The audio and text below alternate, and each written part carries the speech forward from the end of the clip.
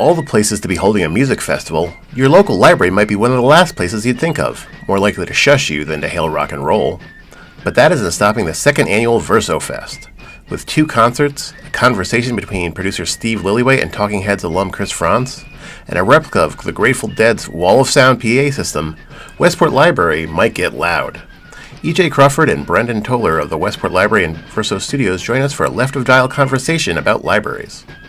We'd like to thank our sponsors at Gateway Community College and Housatonic Community College. The Municipal Voice is a Connecticut Conference of Municipalities podcast in collaboration with WNHH LP 103.5 FM. I'm your host, Matt Ford. As always, be sure to give us a like and let us know what you're thinking in the comments. CCM's Municipal Voice podcast continues to present a key forum on important state-local issues. The views expressed do not necessarily reflect consensus views of CCM or member municipal leaders. EJ, Brendan, thanks for joining us today. Hey, good morning. Yeah, thanks so much for having us. Let's have you guys tell us a bit about yourselves. I know, EJ, you work for the Westport Library proper, and Brennan, you work in Verso Studios, which we'll get to in a second. But I understand, Brennan, that you also have directed a couple of documentaries. Is that true? I have indeed. I started out in 2008 with a film called I Need That Record, which sort of chronicled the precarious state of independent record stores and vinyl culture at the time. And I'm happy to report that, every time I step into Red Scroll in Wallingford, it's jam-packed. So that's really exciting. Yeah. And then I made a movie for about 7 to 9 years on Danny Fields, who discovered the Ramones and Iggy Pop, and worked with the Doors, and lived with Edie Sedgwick. He lived one of the most interesting lives of the latter half of the 20th century, I think. So obviously I turned my focus to him for many years, and it was just a great learning experience, even to just hang out with Danny Fields. But EJ also has a incredible background in journalism as well. Very cool. So then that led you to Verso Studios, the documentary work? I suppose so. Actually, it was playing tambourine in the Zambonis that led me to Westport Library. So I came in and I thought, what is this building? What is this facility? It's something that we sort of always dreamed about in, our ivory towers of academia, that there would be a place that was kind of a multimedia spaceship to have film screenings, concerts, performances, Q&As, and it's here at the Westport Library. Very cool. And EJ, tell us about your role at the library. So I'm the director of marketing communications for the library. Overseeing, essentially everything we do in terms of getting the word out to the world, both, the media and also our patrons. So that, encompasses social media, website, email, broadcast email, graphic design. So they're all kind of, part of our shop and part of the, part of the team. It's Brendan, myself, and we got a couple other folks too. All of whom do really great work. So we're very fortunate to have them behind us and to have, we need all the help, to promote Verso Fest. So it's great to have a team that can do that. Very cool. Now, one of the more unique things, and the reason we have you guys on today, is to talk about Verso Studios. And Westport Library is billed as the first public library in the country to produce a vinyl record. So how did Verso Studios come about? Was this like one person's pipe dream, or was it just an idea that seemed good for the residents of Westport? How did this all come together? So we had incredible success, and this is before my time at the library, but they had incredible success with the Makerspace program, which is, 3D printing. And there was a lot of attention and eyes on that. And they sort of found that they felt like they kind of peaked at a certain audience. So they thought, well, how can we take this expansion in library services and resources, and what could we apply it to? And rightfully, the executive director, Bill Harmer, who comes from Michigan, and he's been with the library for about 7 or 8 years, thought, well, media has kind of a limitless potential, whether it's production or theory or classes, or the other side, just pure entertainment, or stepping into different perspective in sharing, film screenings, performances. So we've been off and running. The transformation of the library, i.e. the renovation, ended in about 2019. And then, of course, we all know what happened then after that. So it sort of feels like we're getting our footing right now. And So Verso Studios is open to everyone. Doesn't even matter if you have a library card. Although we'd love for you to have one. You should have one. So much of what Verso is reimagining, what a library looks like for the 21st century, right? I mean, Yeah. We have a community, and that's obviously in Westport, but beyond Westport as well. That's they're seeking to kind of, every library is all about kind of like growth and learning and knowledge, and kind of a shared community space, and that's what we really want, the Westport Library to be, and books are such an important part of that, Yeah. right? I mean, we have an incredible group of people who work here, reference librarians and patron services, and all that is incredibly important to who we are and what we do still. But it's not the only thing that we do, and we also know that if we're going to meet people where they are, we got to be able to expand into other spaces, and having capability with Verso to do TV and broadcast and to do post production and to have, a full like sound system, and to have all those capabilities really gives us so much more that we can provide to the community. And again, that's Westport community and beyond, Fairfield County and beyond. So it's kind of beyond the kind of older idea of libraries, just a place where you keep books. Like right. In 2023, what is a library to the public, and what needs does it serve? I guess is part of the questions you're asking with the makerspace and Verso and these kind of non-traditional library facilities. Right. 100%. And we have like a library of things where you can come and rent, a kayak or a microscope, or, we have meeting rooms so that people can come and work. I mean, we have people, you can see the same people every day, people who just use our library as an office. We have computers you can rent. And so, Verso is kind of the next kind of step with all that. It's kind of the logical progression. And we're fortunate to have the ability to do so. We're fortunate we did a major renovation in 2018, 2019 that allowed us to kind of build out these spaces to offer, these services. And, it also allows us to have programs and events that, a lot of libraries can't. I mean, it allows us to host, we can have a band on stage and 600 people in our forum, right? Yeah. These aren't things that, you traditionally think of a library being able to do, but it's things that we can do. And I think that brings so much more to our community and gives us so many opportunities. When you did those renovations of the facility, the building itself, did you do that with something like this in mind? Like, was it in the plans originally to have a studio, or did that come after sort of the initial renovations? I believe it was all part of the plan. They did a lot of consulting with this very generous person, Rob Fraboni, who at the time lived in Weston, Connecticut, as so many music industry people sort of hide away in Fairfield County. Rob Fraboni snuck into Gold Star Studios in the 60s and watched Phil Spector and Brian Wilson make pet sounds. He designed Bob Dylan and the band's Shangri-La studio in the 70s. He designed Keith Richards' studio down the road. So we had really incredible guidance and input. Some serious professionals, just unlike anywhere.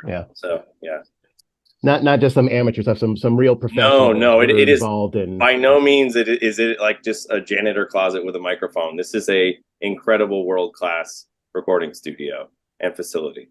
Yeah. So I mean, you do have this kind of world-class facility with these amazing studio consoles used by world-class artists all over the place. So what kind of experiences can people have using this stuff at Verso Studios?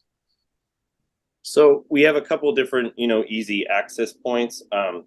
One is we have an opportunity called Crew Call that is led by our video studios manager, David Bibby. And that is an opportunity where it's, anyone from the community can come in and learn on all this incredible video and sound equipment, in exchange for support on our library programming. So, we need people to run camera. We need people to run sound. We need people to mix.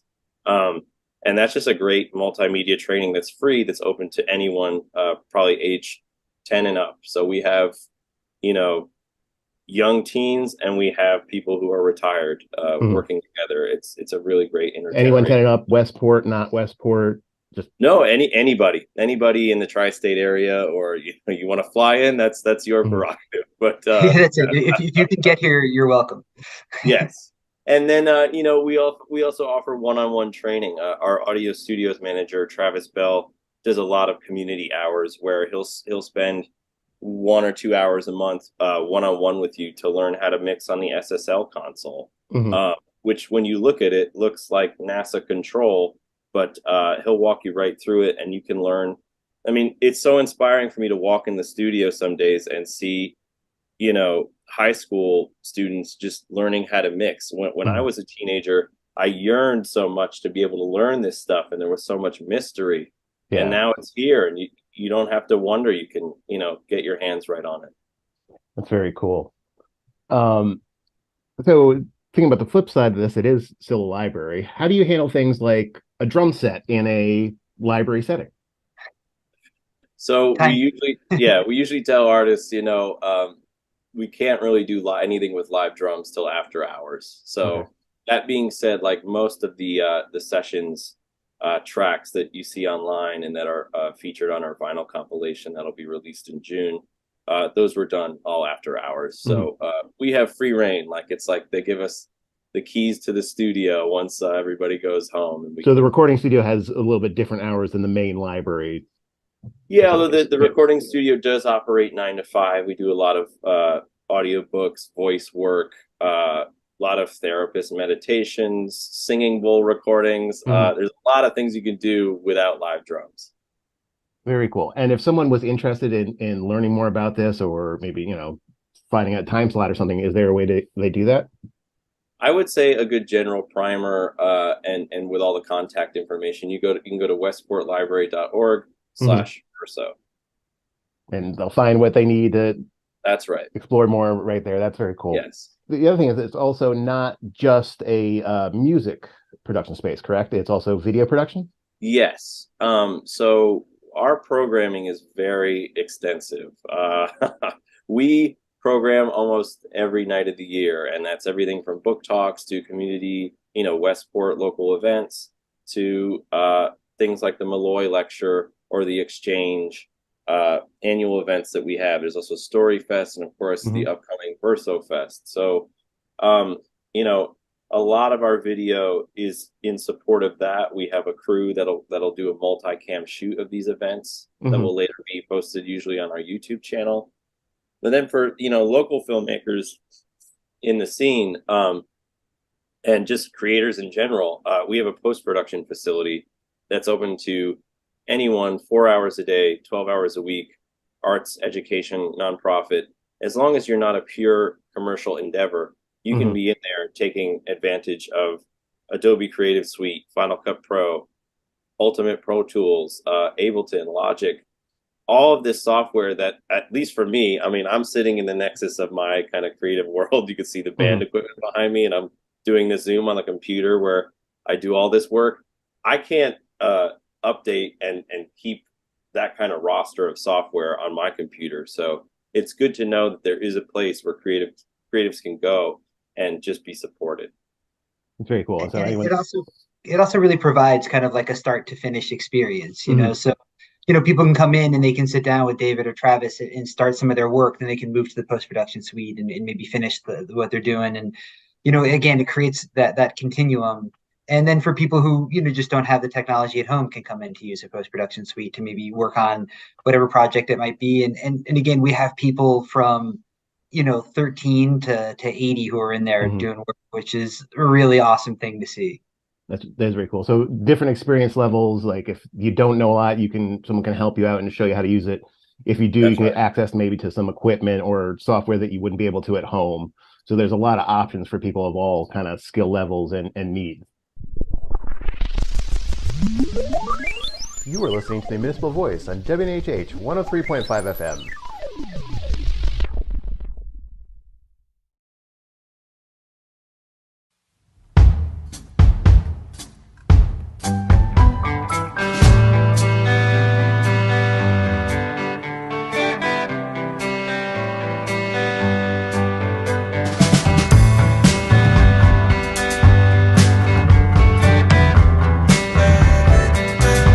I don't wanna be a cowboy, but you leave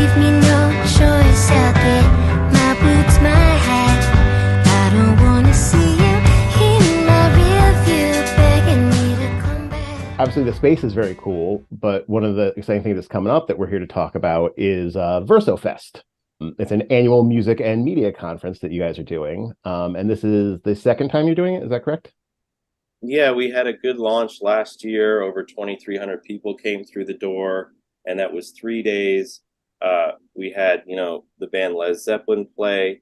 We Mm-hmm. had Michael Jai White, who's a, international but also local filmmaker, talk Mm-hmm. about his vision for gigantic studios. Uh, we had journalist Joe Hagan talk about his kind of path and trajectory in music journalism as he writes for Vanity Fair, New York Times, and he Mm-hmm. wrote the original Jan Wenner biography, which is great, Sticky Fingers. So we're excited to do it again, and I think once again, it's like if people just need to experience it, similar to that they need to see Verso Studios in person to really grasp what it is. I mean, this to me, Verso Fest is like a very small South by Southwest on the East Coast that I don't know you can really get anywhere besides maybe CMJ. So, there's film events, there's fashion events, there's photography, there's just incredible offerings from all experts and media makers in the tri-state area. Very cool. And this is the second year. Would this have been the third or fourth year if there wasn't a pandemic? Because you said you I would opened say in so, yeah. 2019. Yeah. Yeah. So was the first one was kind of a delayed sort of celebration opening, more or Yeah, I less. mean, I Yeah, think we sort of started with the lockdown festival, which was, a lot of band performances that people could enjoy remotely. that's very cool. Are some of those performances still available online and stuff if someone I wanted to check believe that so. out? Our Yeah, YouTube is chock full of treasures and and videos. So I highly recommend that people go and do some digging on the Westport Library YouTube. Yeah, very and it's cool. just YouTube at Westport Library.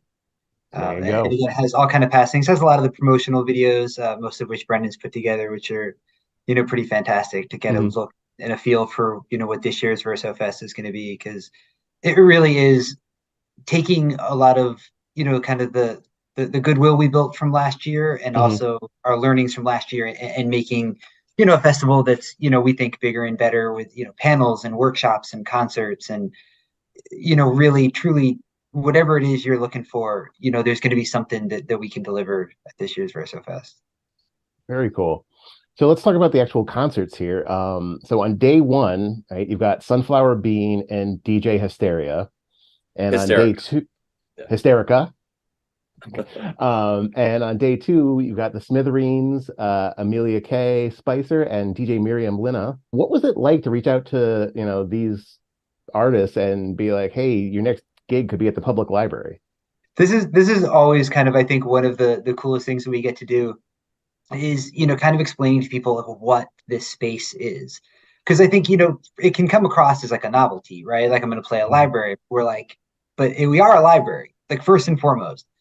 But you got to see the space. And we have a deck that we send out to everyone, so you can really get into to really imagine like exactly where you're going to be. Like we have an 18 by 10 video board behind you. We have a full size stage. We have an open space that can fit 400 people seated, 600 people standing. It's it is a concert venue, and You're not playing in the storybook corner or anything. Or right, exactly. We're not tucking you away in a little room, and I think to be able to offer that is pretty cool on our end, and I think that would be for a lot of bands a really cool experience. I mean, I can't imagine that there's a lot of opportunities for them to do something like it. And then also on Saturday, April 1st, there's going to be a discussion between producer Steve Lillywhite and Chris Franz, who's the drummer for the Talking Heads and Tom Tom Club. So what should people be expecting from that event? I think you're going to get to hear some stories of I mean, especially since Chris and Steve worked together on the Talking Heads. I believe it was the Naked album, so kind of later in their career. But Steve is, I mean, he's produced the biggest albums of 80s, 90s, and the aughts, right? I mean, you have everybody from U2 to the Psychedelic Furs to Morrissey to Guster to the Killers. So, I mean, I think that if you're even just interested in how pop music gets made, it's a worthy conversation to lend your ear and eyes to. I'm excited for that. It's going to be very funny. Chris is a great moderator and a host, and he's a great champion of the library. Look, I mean, he lives in Westport, and so much of the goodwill and support that we get are from people like him that just want to see emerging bands get a footing, and also for libraries to be redefined as sort of community spaces for the 21st century. Yeah, it's sort of cool that he's not just the celebrity appearance person, but he is in fact a member of the community. That's right. And as we said, he'll be back Saturday night we're doing the Malloy Lecture in the Arts, which unfortunately had to get rescheduled. We found a place for it at Verso Fest, so he'll be back at 7 p.m. on Saturday night talking to Richard Butler, the Psychedelic Furs, which is again kind of a cool, kind of how things come together since Steve had produced, one of the Psychedelic Furs albums. So yeah. So it's a pretty cool experience to have all those things happen in, not only in one festival, but on one day. Yeah, totally. And if people are interested in these performances and the keynote, how can they find out more about that? How can they attend? So westportlibrary.org/VersoFest. And I really just want to reiterate that it is, there's a concerts Thursday, Friday, but Saturday and Sunday is a packed, dense, couple of days where you have everything from rock photography to fashion to producing to film. I mean, we have an Alice Cooper rare museum exhibition upstairs, which I'm super excited about. Yeah, so buying a bunch of stuff from Canada. So yeah. Dr. Drury's Snakes, the Museum of Alice Cooper artifacts and stuff. Who's the big Alice Cooper fan at Westport Library? So as it stands, once again, it's we had a couple of events, most notably the music oral history with Joshy Joe Armstead last year, and you just watched it during the Q&A. Rock and Roll Hall of Famer Dennis Dunaway gets up to ask Joshy a question, then followed by Mark Knopfler, another Rock and Roll Hall of Famer with the Paul Butterfield Blues Band. So when you put that goodwill out there and you program really insightful and meaningful events, this is the wave that comes back to you, or at least you hope. So Dennis, lives in Fairfield County, and he was impressed by what the library was trying to accomplish. He was getting where we were headed and what we were doing. And he came to us with a host of ideas, and we just said yes to all three of them. And we're really excited, and that starts with his supergroup Blue Coop playing on March 10th. So if you're an Alice Cooper or Blue Oyster Cult fan, or 70s rock fan, please come out March 10th. That's our first kind of fundraising concert for VersoFest. Very cool. So, with the 60s and 70s rock fans, but another cool thing that's going on is on Sunday, there's a panel that's going to be including DJ Grand Wizard Theodore, who is known for inventing the scratch in hip hop, and right there at the very formation of hip hop. That's kind of wild that we get to do something like that. That's like bringing up the guy that invented, the piano or something. So what's it like to have this panel, kind of living history for hip hop and certain genres to be able to get these kind of people in? Well, I mean that, it's funny because I did a presentation to our teen board last night, and I said, look, if I can stress one thing, hip hop is such a dominating force in mainstream culture. And I know a lot of you that I'm talking to are probably fans of it. And you will never see something like this, never mind at a library, probably again. I mean, there are, of course, many fantastic hip hop 50th celebrations, but this is very special because the mission of Legends, Beats, and Grooves, who program this block, is to show where hip hop DJing originated and came from. So you're going to see people operate 2 turntables, and this is all going to be projected on our 18-foot HD screen. Yeah. So you're going to really get to see like true wizardry. I mean, I'm a DJ, and I was looking at some of the YouTube videos of this stuff, and I do not know how they're doing this or what even they're technically doing because it's so fast. And I think to be able to see the originations of culture like that is incredibly powerful and inspiring. And who knows if, some teen just wanders in there and they see this and it inspires them and sets them on a whole new track. Yeah. That's what this festival and Verso is all about. Yeah, it is pretty cool that we get to do things like that, and that, being where we are in Connecticut, we're, 50 years and maybe less than 50 miles from the epicenter, the genesis of hip hop in New York. It's great stuff. Yeah, and to Um, have that collection of legends be in our building is amazing. It's there's sometimes where I know Brent had a discussion during this festival where like I can't believe we got these people to come here. yeah, Like I can't believe like we can't believe we got this person. We can't believe we got this person. They're all going to be here, and it's 4 days. It's I don't know. It's cool. It's one of those things when you're in the middle of it. Sometimes you don't appreciate it until you take a step back and we're looking at the poster and we're like, this is a real like awesome collection of talented and interesting people who are going to be coming to the Westport Library for yeah. 4 days. A collection of people who could only exist in this moment in time, in this place. Yeah, precisely. It's very cool. So there's another cool thing that you guys are doing as part of this. Tell me a little bit about the Grateful Dead's Wall of Sound. That is Anthony Cosilla's, big life's project probably. So, we found out about him through Verso connections. Rich Wenning, Spread Music Now, and he Mhm. said, "You guys have got to check this guy's project out." And basically, in 1974, Owsley, the famous Owsley prankster, uh, Mhm. sometimes Grateful Dead sound technician roadie, uh, started wiring together a huge sound system for the Grateful Dead so they could play in front of bigger audiences. So this is really the originations of modern amplification.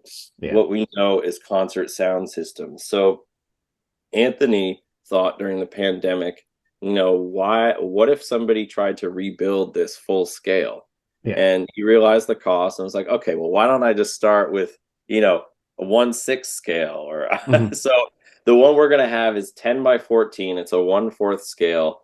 I think over 500 speakers all rigged up. So that is gonna play music intermittently through all the programming Saturday and Sunday, Mhm. and maybe even at the concerts as well. But to have even though the speakers are kind of small because it's Yeah. it's 10 by 14 and it is 500 of them, that many speakers sounds incredible.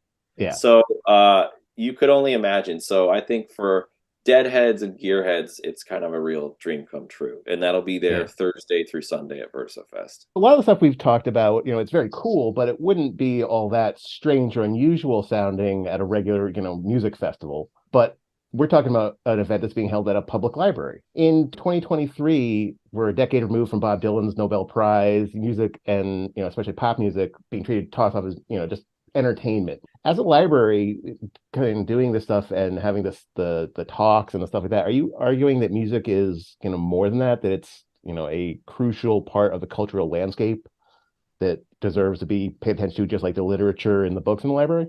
It predates language, music.